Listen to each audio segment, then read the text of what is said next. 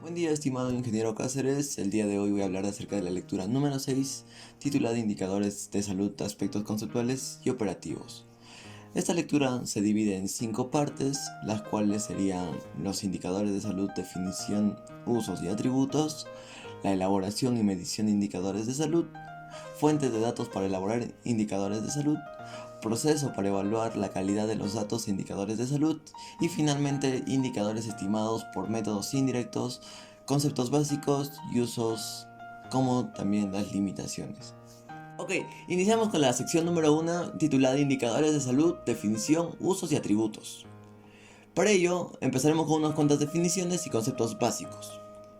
Según la OMS, en 1947 establece que el término salud es un estado de completo bienestar físico, mental y social, y no solamente la ausencia de afecciones o enfermedades.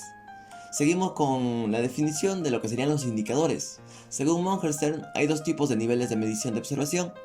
Entre ellas está la observación directa y la observación de un grupo poblacional. En la observación directa tenemos como ejemplo la toma de pulso, ¿no? Que se hace directamente a un paciente.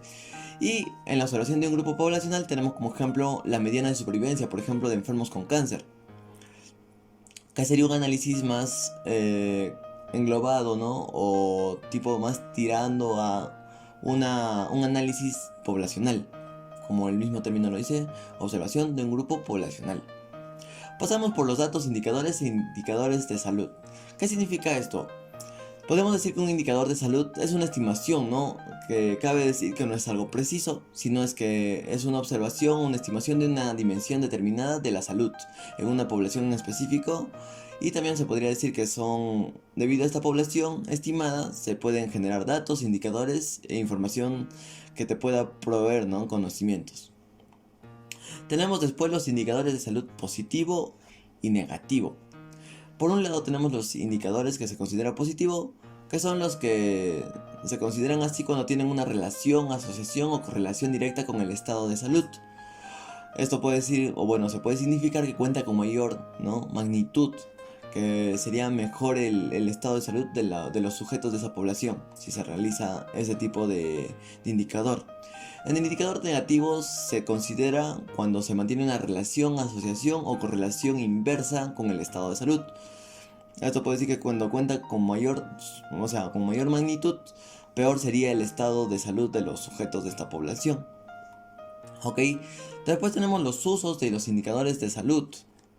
Se puede usar para varios motivos, entre ellos los principales, los que destacan sería la descripción, o bueno, descriptivo, predictivo o pronóstico.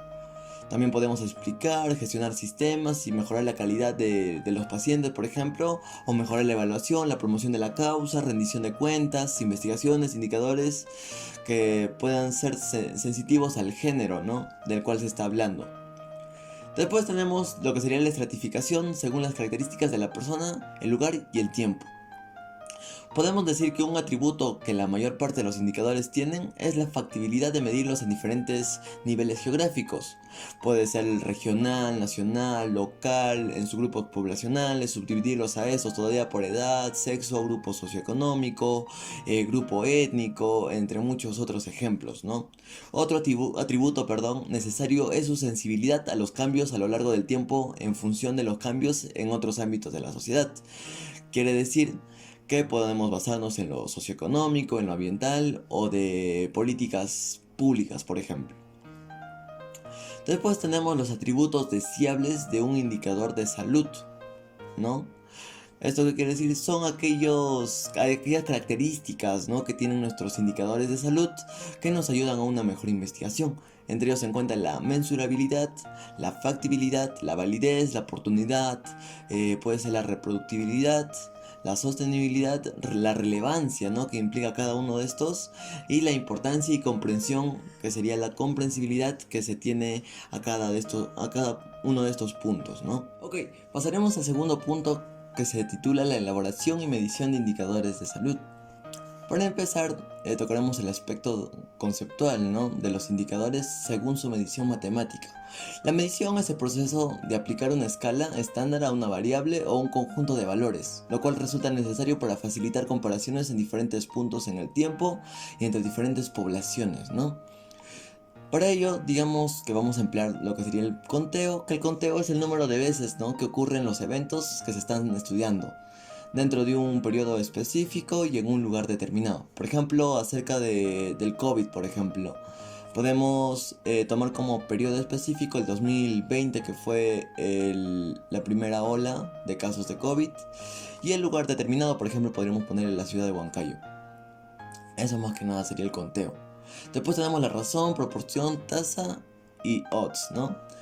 La razón en matemáticas se podría decir que muestra la relación entre dos números. La proporción sería cuando el numerador es un subconjunto del denominador, o sea, como que es parte de. La tasa es el numerador, que se puede interpretar como que el número, ¿no?, absoluto de veces que ocurre el evento de interés en un periodo específico también. Y después tenemos odds, que sería el numerador, que sería la proporción, ¿no?, del evento de interés, y el denominador sería la proporción de no evento, por así decirlo. Después tendríamos la definición de la base multiplicativa de una población, que sería x sobre y por 10 a la n, ¿no? En el cual, tipo desglosando la formulita, sería la notación de 10 a la n define la base multiplicativa. Y n asume normalmente tal vez los valores de n, que sería 102 igual a 100, ¿no? Y por ejemplo del 3 sería 103 es igual a 1000. Y también el 4, 104 es igual a 1000. O sea, la cantidad de números se podría interpretar como que la cantidad de ceros, ¿no? Y por ejemplo podríamos decir que la selección del valor n responde a dos objetivos, ¿no? Por un lado, facilitar la comprensión de la magnitud del indicador, y por otro lado, tal vez hacer un cálculo más preciso. Después tendríamos los indicadores según su interpretación matemática y epidemiológica, que serían los siguientes, ¿no? Los indicadores de salud podríamos decir que pueden tener interpretaciones bastante distintas según la situación epidemiológica y el tipo de evento que se observa en un numerador. En este sentido, conviene hablar de indicadores basados en la proporción de eventos incidentes y la proporción de eventos prevalentes. ¿Qué podemos decir de todo esto? Que digamos los prevalentes serían los que, ¿cómo decirlo? Los que prevalecen en el tiempo, ¿no?, que sigan hasta la actualidad. Y los incidentes serían los eventos que se repiten, ¿no? Una incidencia, por ejemplo, un caso X, digamos que ocurre, sería tu incidencia, y cada cierto tiempo que tiene, se puede decir que es incidente, ¿no?, en el mismo caso. Podemos decir que también las tasas resultantes constituyen las dos tasas más usadas para describir enfermedades en el campo de salud pública. Siguiendo con la lectura, sería que los indicadores basados en eventos o incidentes. Un evento o incidente se define como un evento o caso nuevo de una enfermedad, o entre ellos se podría decir como que la muerte o otra situación de salud que ocurre en determinado periodo de observación. Por ejemplo, otra vez volvemos al tema de, por ejemplo, no sé, ya no COVID, sino la leucemia, por ejemplo, ¿ok? Que digamos en cierto periodo de tiempo, por ejemplo el 2023 en agosto, se detectaron 5 casos de leucemia, ¿ok? Podemos tomar esto como una incidencia basándonos en la muerte que ha tenido de pacientes por esta patología, o también en la situación, o bueno, en sí, en lo general, cómo se suscitó, ¿no?, para que pase este contagio hasta el deceso de esta persona. Después tenemos la tasa de incidencia, más que nada como que concepto, ¿no? Se podría decir que la tasa de incidencia como el número de casos nuevos de una enfermedad u otra condición de salud dividido por la población, el riesgo de la enfermedad. Eso se podría entender como la población expuesta, ¿no?, de un lugar específico y durante un tiempo específico también. La interpretación matemática de esto podría ser que la tasa de incidencia es la probabilidad de que un individuo perteneciente a la población en riesgo se vea afectado por la enfermedad, en este caso sería la leucemia, en un periodo específico, ¿ok? Se podría decir que también epidemiológicamente esta tasa permite calcular la probabilidad de que haya un cambio de estado, por ejemplo, de no tener la enfermedad a enfermarse, o de vivo a muerto, o si es un evento dado que ya se suscitó, o un evento adverso, ¿no?, que recién está pasando. Todo esto es dentro de un intervalo de tiempo, ¿no? Por ejemplo, un ejemplito sería que, por ejemplo, la incidencia, ¿no? sería el número de casos nuevos ocurridos en un lugar X en un periodo dado, es sobre o dividido sobre el total de personas de la población base, o sea, las personas que están en riesgo, en el mismo lugar, o sea, en el lugar X y en el periodo dado, ¿no? Por 10 a la n. Que el 10 a la n ya lo habíamos como que explicado, que define la base multiplicativa de nuestro evento, ¿no? Ok, después tendríamos los indicadores basados en eventos prevalentes. Se podría decir que tasa de prevalencia, ¿no? Como concepto, es la tasa de prevalencia se define como el número de casos existentes de una enfermedad u otro evento de salud dividido por el número de personas de una población en un periodo específico. Se puede decir que cada individuo es observado en una única oportunidad, o sea que no tienen tipo otras visitas, otras revisiones, ¿no? Y podríamos decir que todo esto dentro del evento que es de nuestro interés nada más. O sea, en este caso, la enfermedad. La interpretación matemática sería que la tasa de prevalencia es la probabilidad de que un individuo perteneciente a la población base sea afectado por el evento, o sea, en este caso nuestra enfermedad, en un momento dado, ¿no? También en un tiempo específico. Interpretación epidemiológica. Podríamos decir que la tasa prevaleciente se refiere a una probabilidad estática de una condición dada, o sea, estar enfermo de dicha enfermedad, o bueno, la redundancia, ¿no? En un determinado momento y tiempo. Podemos tener entre ellos la tasa de prevalencia, que sería los números de casos existentes en el lugar X y el momento dado sobre el número total de personas de la población en el mismo lugar y tiempo por 10 a la n. Que acá, como les vuelvo a repetir, 10 a la n haría referencia a la base multiplicativa, ¿no? Después tenemos la relación entre la tasa de incidencia y la tasa de prevalencia. La tasa de prevalencia de una enfermedad o trastorno se podría decir que es directamente proporcional al producto de su tasa. ¿Ok? Al producto de su tasa por la duración de la media de la enfermedad. Según la fórmula sería la prevalencia es igual a la incidencia por el tiempo de dicha enfermedad. ¿Ok? Siguiente punto serían los usos de los indicadores de prevalencia e incidencia. Podemos decir que la incidencia es esencial para analizar la ocurrencia de eventos nuevos en las poblaciones y sus factores asociados. La prevalencia es esencial para planificar y organizar los servicios y recursos existentes y obtener apoyo adicional cuando sea necesario. Para esto, también contamos con tipos de indicadores para poder demostrar la utilidad o también la validez y las limitaciones de los indicadores. Solo se incluye un número limitado de indicadores de 4 dominios, ¿no? Que podría ser la situación de salud, que se también llamaría la morbilidad, la situación de salud, la mortalidad, los factores de riesgo comportamentales y por último los servicios de salud. ¿Ok? A continuación voy a explicar esos 4 dominios que mencioné anteriormente, que sería la morbilidad, la mortalidad, los factores de riesgo comportamentales y los servicios de salud. ¿Ok? Primero, los indicadores de morbilidad. Se podría decir que los indicadores de morbilidad tienen la finalidad de medir la ocurrencia de enfermedades, lesiones y discapacidades en las poblaciones que se están calculando. ¿Ok? De esto podríamos tomar como ejemplo que digamos el número de casos nuevos de infección por VIH en una población en un periodo específico dividido por el número de personas en riesgo de contraer la infección en ese mismo periodo, ¿no? Después tenemos la mortalidad, que serían los datos de mortalidad, son una representación, ¿no? O una fuente fundamental de información demográfica, geográfica y de causa de muerte. Estos datos se usan para cuantificar, los problemas de salud y así como para determinar o monitorear prioridades o metas en salud.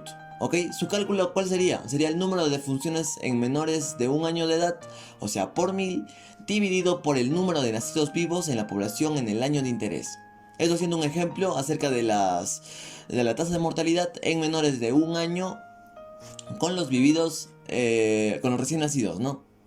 Que son vivientes, por así decirlo, o sea, que han nacido bien, que no han muerto en el intento del parto. Después tendríamos los indicadores de factores de riesgo comportamentales, que serían los cambios que tienen los patrones demográficos, epidemiológicos de la población de muchos países, que se podría decir que aumentaron, ¿no? La relevancia de las enfermedades crónicas no transmisibles. Esto abreviado sería la SNT, ¿no? Y sus factores de riesgo. Esto constituye un desafío para la adaptación de la práctica de vigilancia en la salud, que tradicionalmente se ha ocupado en las enfermedades infecciosas.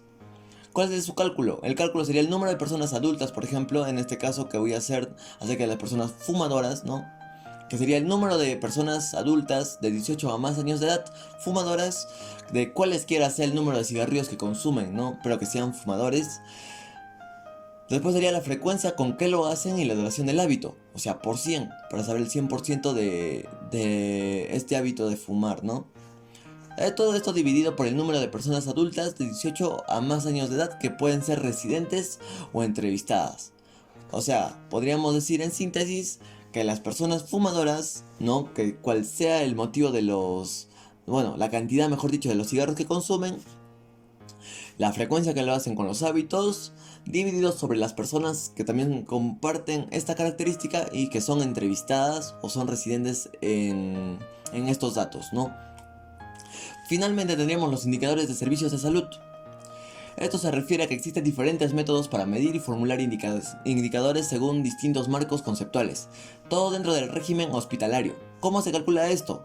Los números de camas hospitalarias por 1000 dividido por el número total de habitantes en un año, ajustado en general o para la mitad del año, ¿no? Esto dependiendo a cómo se quiere medir esto. Y por último tendremos lo que serían los criterios prácticos, ¿no? Para la formulación de indicadores de salud.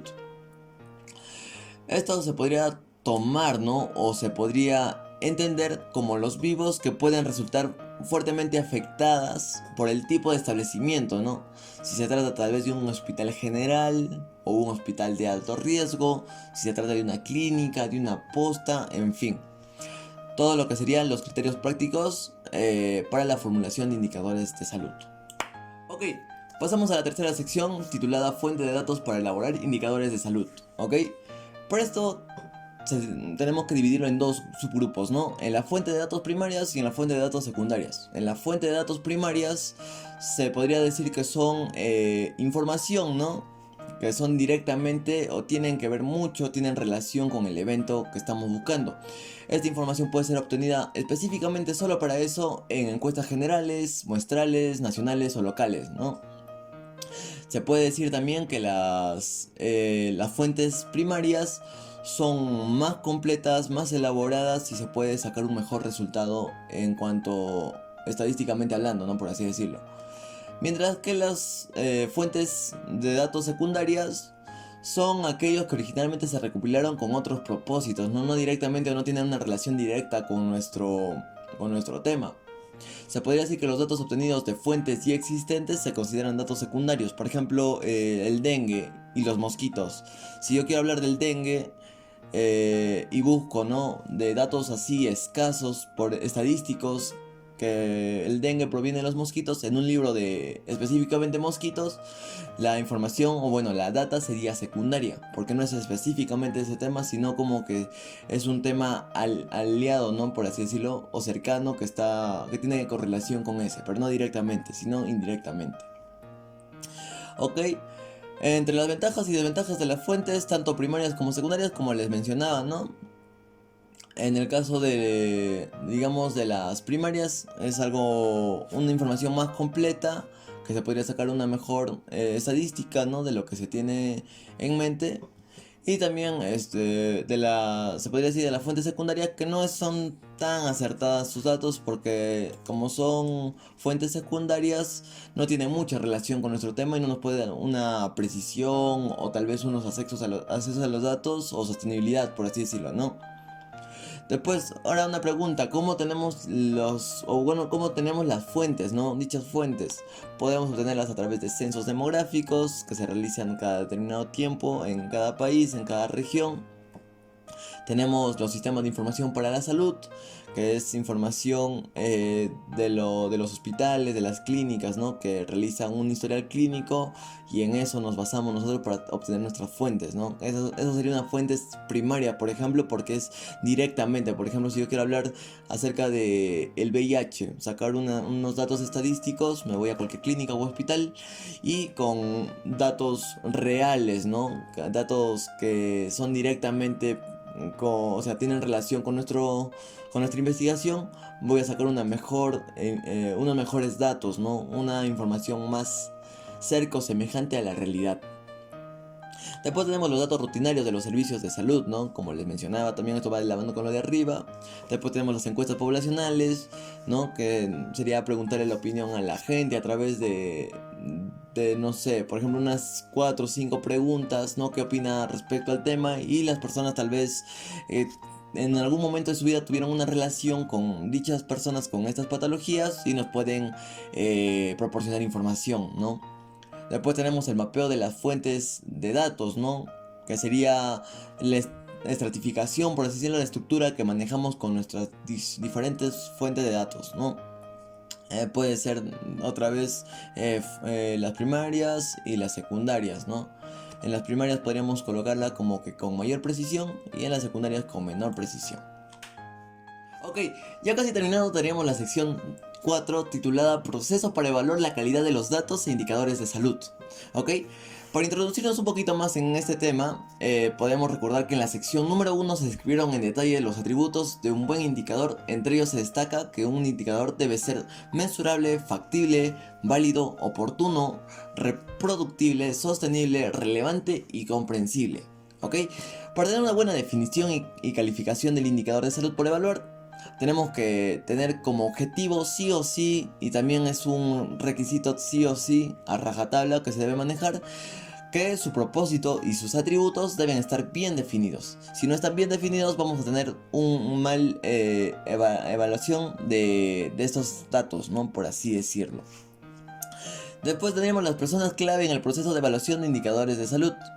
Eh, Tenemos que involucrar, por así decirlo, en la medida que sea posible, ¿no? Que nos puedan acceder a esta información, que las personas clave relacionadas con la producción, el análisis y la interpretación de datos e información deben ser conocedores, por así decirlo, de los procesos que deben realizarse para monitorear las tendencias y los contextos locales, regionales y nacionales.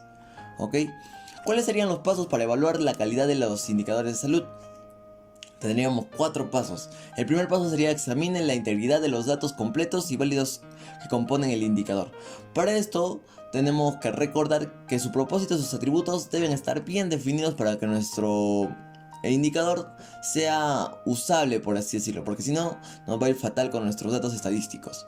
Como segundo paso tendríamos el examinar la congruencia del indicador estimado con respecto a los atributos de una persona, por ejemplo, ¿no? Por ejemplo, según la cualidad de una persona, ¿qué tan congruentes son mis indicadores, no? ¿Qué tanto nos ayudan los indicadores? ¿Se acoplan o no se acoplan?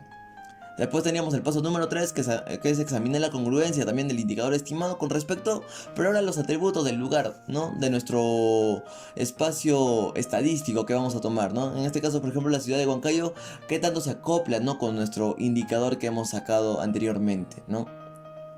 Después tendríamos el examinar la congruencia también del indicador estimado con respecto a los atributos de tiempo, ¿no? El tiempo establecido en el cual estamos realizando nuestra investigación, ¿no? De los datos estadísticos y qué tanto en este periodo de tiempo, qué tan congruentes son, ¿no? Con el indicador estimado que se ha sacado. Después, como un ejemplo, la lectura nos da la evaluación de los datos de mortalidad, ¿no? Nos comenta un poquito acerca de la investigación de Ausar, ¿no? Quien propone 10 pasos para evaluar los datos de mortalidad. Ausar nos propone los 10 pasos y nos dice en el primero que tenemos que preparar tabulaciones básicas de defunciones por edad, sexo, origen étnico y causa de muerte. En segundo paso, revisar las tasas brutas de mortalidad. Como tercer paso tendríamos revisar las tasas de mortalidad específicas por edad y sexo. Como nos damos cuenta, voy a hacer un stop aquí, vamos desglosando poco a poco los datos de los más generales a datos más específicos, ¿no? Por cuarto paso tendríamos revisar la distribución de defunción por edad. Después, en el quinto paso, revisar las tasas de mortalidad infantil dividiéndonos o basándonos en estas edades. Como sexto paso tenemos el revisar la distribución de las principales causas de muerte. Ahora, si nos basamos en la mortalidad, ¿por qué están muriendo los niños, no? ¿Cuál es la causa? Después tenemos que, como paso número 7, revisar el patrón por edad de las principales causas de muerte. ¿Cuál es el patrón que están siguiendo, no? Cada defunción, basándonos también en las causas que estamos parametrando, ¿no? Como número 9 tenemos el revisar las razones de función por enfermedades no transmisibles respecto de enfermedades transmisibles. Ahora separamos las causas de muertes que serían por enfermedades no transmisibles como por enfermedades transmisibles. Y por último tenemos que revisar las defunciones por causas mal definidas, por errores ya sean clínicos, hospitalarios, ¿no? Que se han diagnosticado mal, por así decirlo. Finalmente tendríamos la sección número 5 titulada Indicadores estimados por métodos indirectos, conceptos básicos, usos y limitaciones, ¿ok? En el primer sistema tendríamos los métodos para estimar un indicador. Se sabe decirse o sabe conocerse que una estimación es un valor aproximado, ¿no? Con base en evidencia o datos disponibles. Para ello deberemos corroborarlos con datos adicionales para tener una mejor precisión, ¿no? Y saber todo lo que se conoce. Ok, después tenemos los usos y limitaciones de las estimaciones de indicadores. Ok, podemos decir que la ausencia total de sistemas de información y otras fuentes de datos para calcular indicadores básicos de eventos vitales y otra información de salud esencial para la gestión de salud. Después tendríamos la ausencia de datos poblacionales en general o en particular, que es una ausencia de conteo de población y entre los periodos, por así decirlo, intercensales, ¿no? O en años posteriores al último año. Aunque existen censos periódicos que son los regionales, por así decirlo, ¿no? Después tenemos la estimación de los indicadores de mortalidad materna y mortalidad infantil, ¿no? Para tipo ejemplizar esto. Se podría decirse que ante la necesidad de establecer una línea de base sobre la cual medir los avances hacia el logro de ODM5 y ahora el ODS3 y ante la falta de datos confiables sobre la tendencia mundiales en cuanto a mortalidad materna, ¿no? Fue necesario desarrollar estimaciones del número de muertes maternas, así como la razón de mortalidad materna. Eso quiere decir que de los partos que hubo, ¿no? Se analizó en todas las situaciones, digamos, habrían dos, ¿no? La muerte de la mamá como tal, más el embrión o el hijo, ¿no? Que está siendo fecundado, y solamente la muerte de la mamá, ¿no? De la progenitora. Después tenemos en otro subtema el método usado por el grupo interinstitucional para la estimación de la mortalidad materna, ¿no? O también llamado MMEIG en siglas, ¿no? Se puede decir que esto divide a los países en tres grupos, A, B y C, ¿no? En nuestra región solo hay países de los dos primeros grupos. El grupo A está constituido por países con buenos datos del registro estadístico vitales, usando el método MMEIG, ¿no?